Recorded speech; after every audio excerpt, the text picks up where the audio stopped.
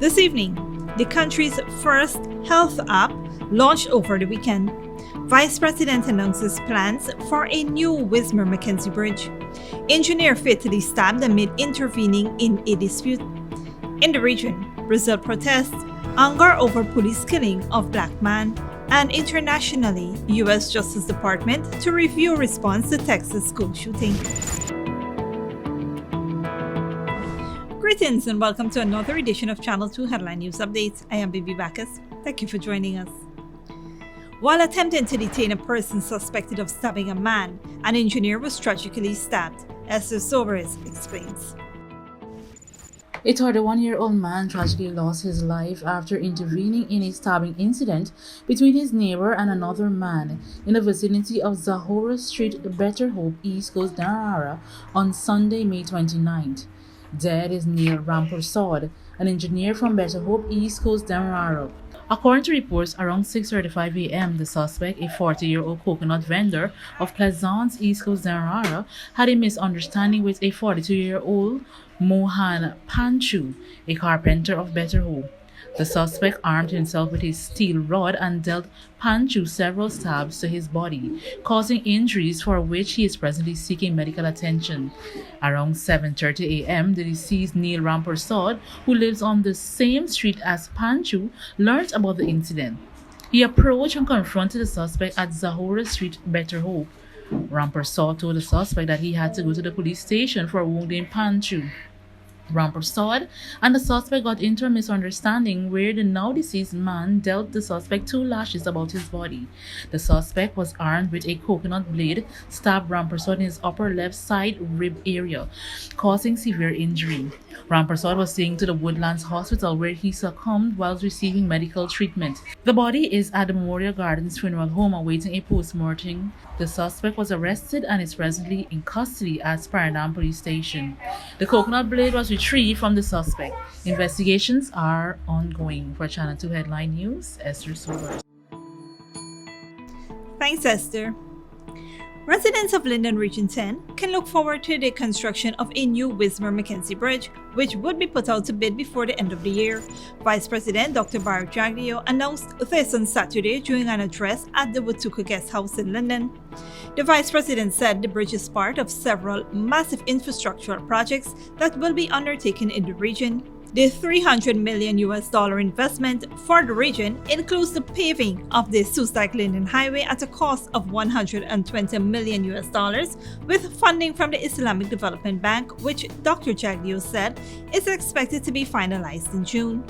Recently, a $190 million contract was signed with a Brazilian contracting firm for the construction of the Linden to Mabura Road. Additionally, the Vice President disclosed that the government would be investing $1 billion to develop the community's roads in the region. This represents an increase from the initial $550 million, which was earmarked for the region. On Mandela Avenue, an elderly man was killed after riding into the path of a water truck. Esther Sobers has more details.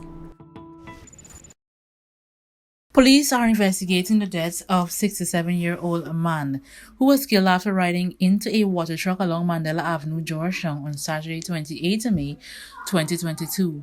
That is Karen Mahadio, an employee of the National Park of West Rumbel, Georgetown. According to police, the driver of the motor lorry claimed he was driving west on Nelson Mandela Avenue in the northern drive lane of the southern carriageway. He then saw Karen Mahadio on the electric bike driving north out of John Fernandez Access Road, directly into the lorry's path. He further alleged that he applied the brakes and swerved right to avoid a collision, but despite the effort, the left side front of the lorry collided with the electric bike. As a result of the collision, the 67-year-old man was thrown onto the road surface, where he received injuries about his body. Mahadi was pronounced dead by paramedics from the Georgetown Public Hospital Corporation, who arrived at the scene. The man's body was later escorted to the Memorial Gardens Funeral Home, awaiting a post-mortem examination. Electric bikes have been causing problems for police since children under the age of 16 use them to travel whilst not adhering to road safety protocols. In December 2021, 67-year-old Rampersad Ramutar, who was riding an electric bike, was killed in an accident on number number 72 Public Road, Quarantine, Berbice. According to reports, a speeding motor lorry crashed into him when he suddenly turned. For Channel 2 Headline News, Esther Sobers. Thanks, Esther. Stick around after the break. The country's first health app launched over the weekend, and quarantine driver killed while speeding along the number 63 public road. But before that, here's the bridge retraction schedule, which is sponsored by Antique and Modern Concrete Molding Establishment.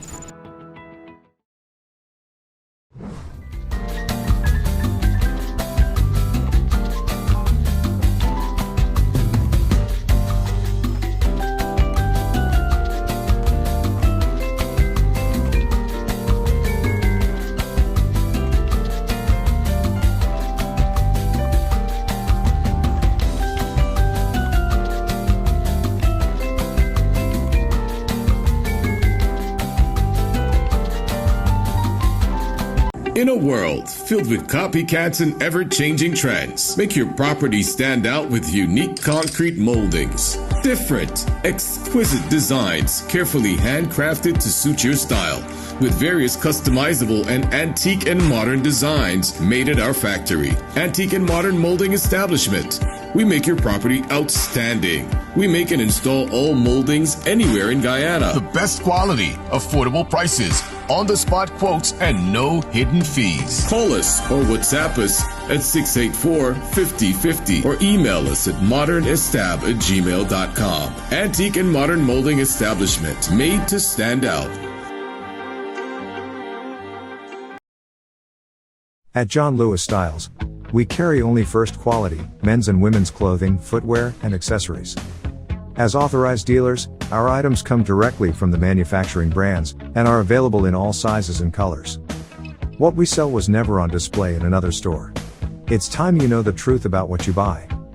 Come visit us on Waterloo Street. John Lewis Styles. Simply different. Good girl forget things.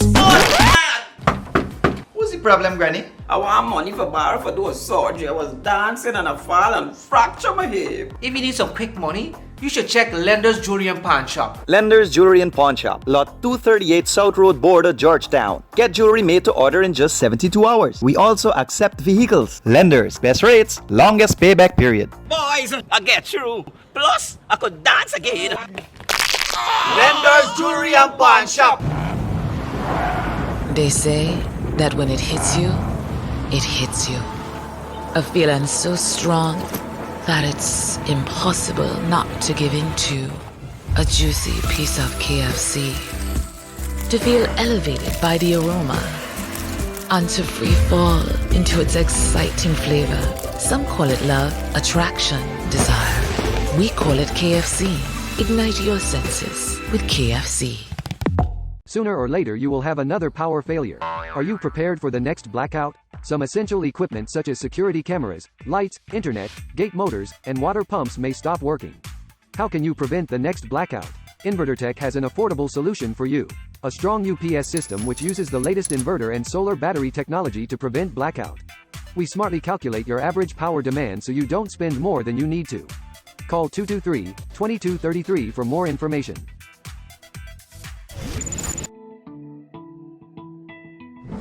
Welcome back. The country's first ever Health First telehealth app was launched on Saturday at the Marriott Hotel. The virtual platform, which was conceptualized in 2019 by On Call Health, will allow patients to connect easily with health practitioners through a real-time video-enabled feature. The program is a collaborative effort among the Georgetown Chambers of Commerce and Industry, Ghana Telephone and Telegraph Company, and healthcare providers. Minister of Health Dr. Frank Anthony, during his brief remark at the launching, underscored that this approach would allow health personnel to liaise with each other for additional medical assistance regardless of geography. Minister Anthony also noted that the Ministry of Health would soon launch a pilot program to improve the delivery of healthcare services and establish interagency collaboration with healthcare institutions countrywide. He believes this innovative approach has hastened government's intention to deal with legislation relating to patient and data confidentiality. This, he said, is one of the many initiatives being undertaken by the ministry to transform the healthcare sector. On-Call Health Chief Executive Officer Dr. Kofi Derlimpel said it is a fundamental partnership between doctor and patient. He said Guyanese would benefit from quality healthcare services offered via the app. The platform presents the opportunity to expand partnership on healthcare facilities, pharmacists, and diagnostic labs. He urged all to sign up for the platform as it provides 24 hours access to healthcare practitioners registered in Guyana. It also allows access to international specialists through the medical consultation, and as such, patients can book appointments with available healthcare providers of their choice. The app is available at app.healthfirst.gy. A 26-year-old quarantine man was killed while speeding along the number 63 public road, as the source explains. Speeding on the roadways continues to claim lives. The latest victim being 26-year-old from Eversam Village, Quarantine Berbice. Kevin Allard lost his life at 63 Public Road, Quarantine Berbice on Sunday, May 29th. Inquiries disclosed that around 11:30 p.m. motor car PAC 1403 driven by Allard was proceeding south along the public road at a fast rate of speed.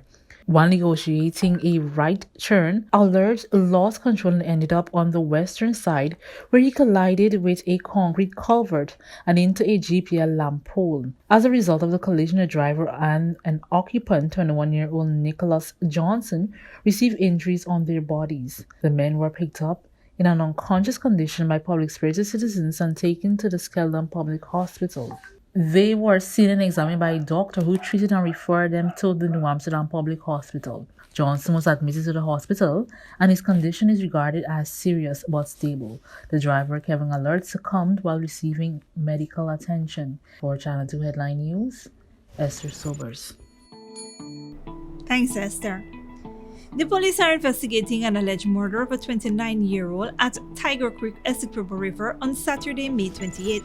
Dead is Rohit Hansraj, called Master of Wakenham, who was allegedly shot by a 35-year-old co-worker of Essequibo River. According to a police report, Hansraj and two other workers were consuming alcohol in the area. The suspect approached one of the other workers and accused him of looking at his wife. Hansraj intervened and managed to get the suspect to return to his cabin. However, he later returned from his cabin with a shotgun. Hansraj and the suspect became embroiled in an argument during which the suspect discharged a round from the firearm which struck Hansraj in his upper left shoulder area. The suspect then escaped into some nearby bushes with the said firearm. The police were subsequently informed and on arrival found Hansraj's body lying motionless. The body was examined and a gaping wound was seen on the upper left shoulder. The body was escorted to the Bartica Hospital where an official pronouncement of death was given by a doctor. Police ranks in the division are on the lookout for the suspect as investigations continues. Don't go away after the break. China fails to secure deals with Pacific Island nations and U.S. Justice Department to review response to Texas school shooting.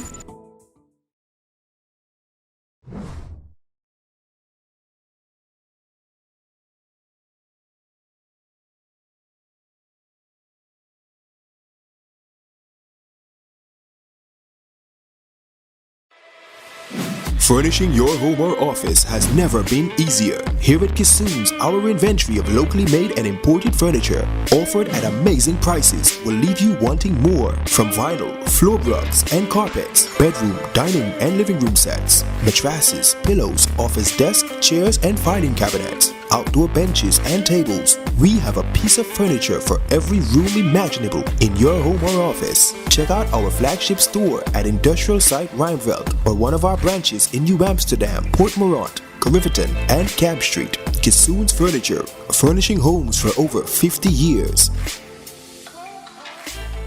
Sooner or later you will have another power failure. Are you prepared for the next blackout? Some essential equipment such as security cameras, lights, internet, gate motors, and water pumps may stop working. How can you prevent the next blackout? InverterTech has an affordable solution for you.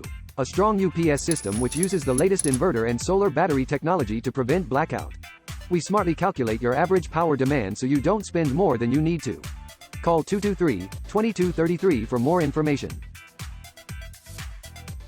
When you need money and you gotta get it fast, Creative Jewelry and Pawn Shop is the place for that confidential transaction in a quiet and secure location.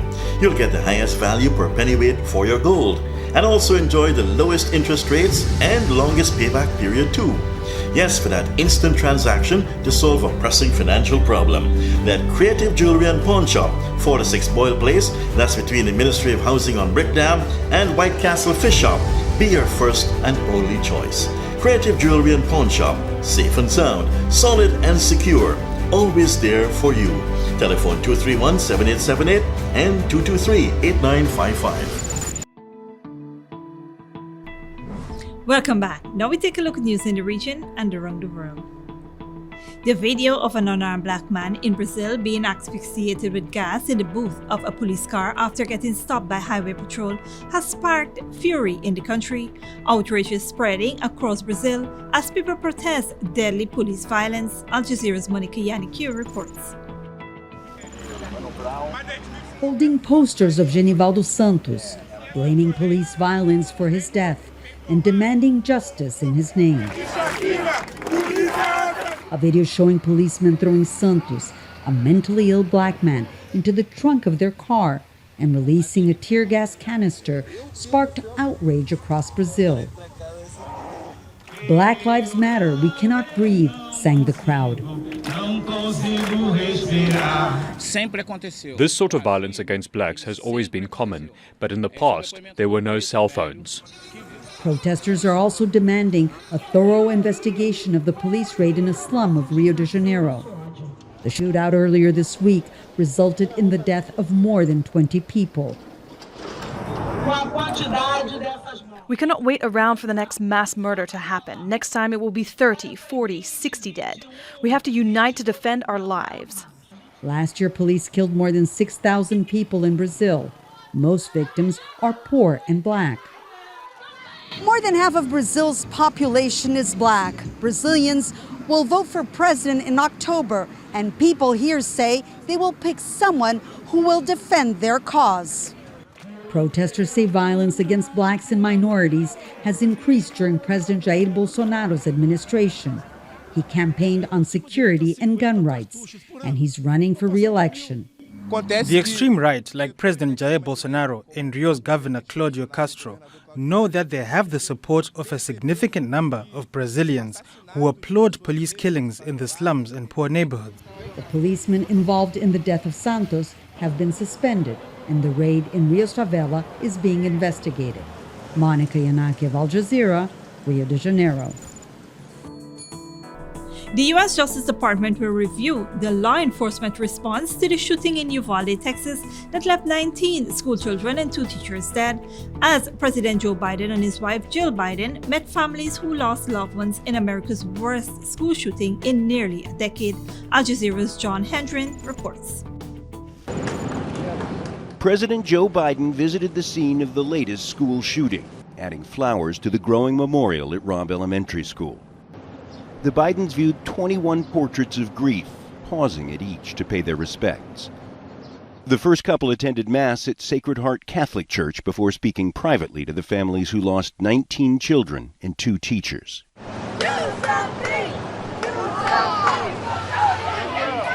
Many welcomed the high-profile visitor. It shows that the nation supports the families and grieves with the families. But this isn't Biden country. This community voted for Donald Trump by a margin of 15%. Personally, as someone that lives here and feeling the grief, I don't think it's necessary. At any time, much of this town of 16,000 can be found here in the center of town.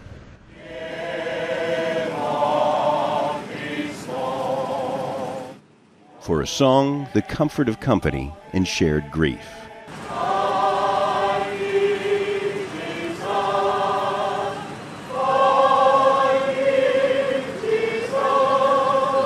The Uvalde Town Square features 21 white crosses, one for each of the victims of Tuesday's massacres, and now they're almost entirely obscured by the thousands of flowers that people bring by.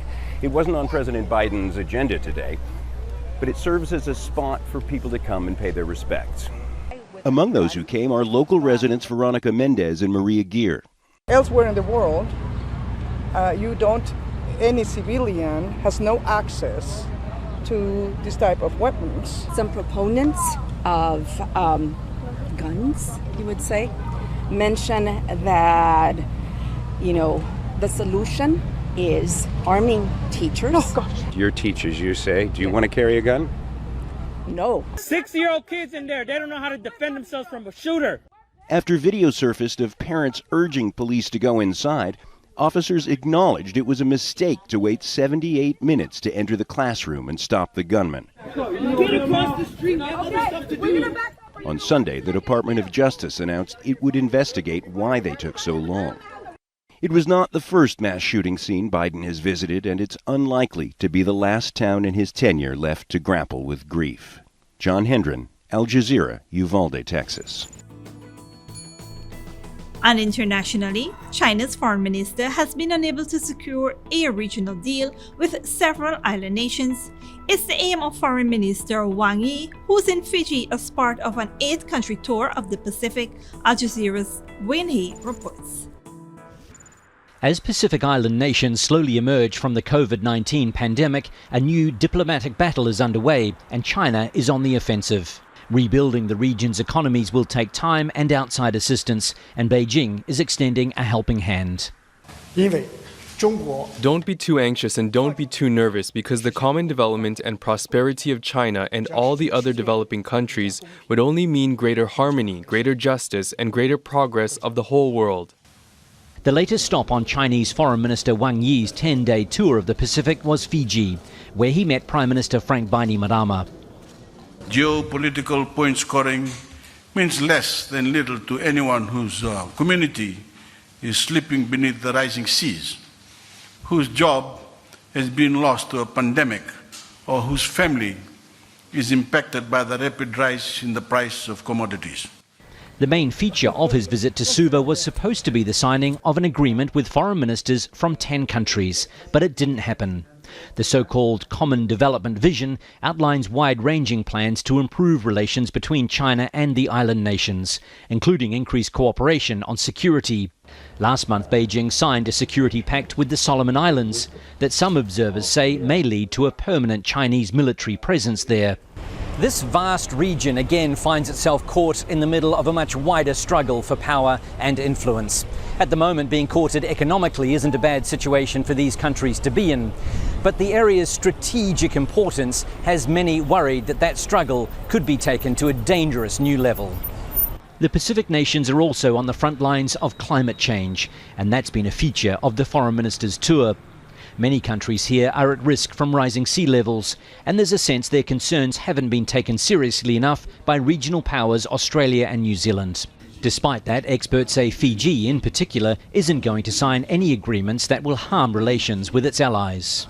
Fiji doesn't want to have, I think, too much dependence on any one country. And it's very, I think, important for Fiji to have good relationships with all the major powers. Wang Yi may not have secured the regional deal he was hoping for, but the Chinese will be taking a long-term view of their Pacific relationships. This has been a highly visible tour so far, and that in itself may be viewed as a success. Wayne Hay, Al Jazeera, Suva, Fiji. And that is it for today's regional and international news. Here now to 3 weather forecast.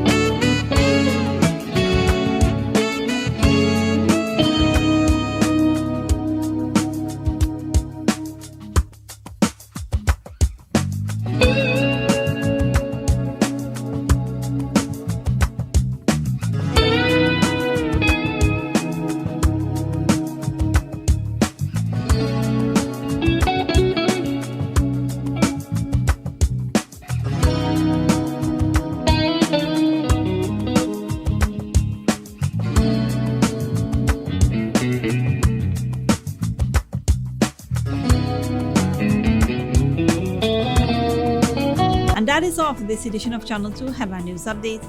Tune in on Tuesday at 7 p.m. for another episode. Be sure to subscribe, like, and follow us on Facebook and YouTube. Until then, please take care of yourself and each other.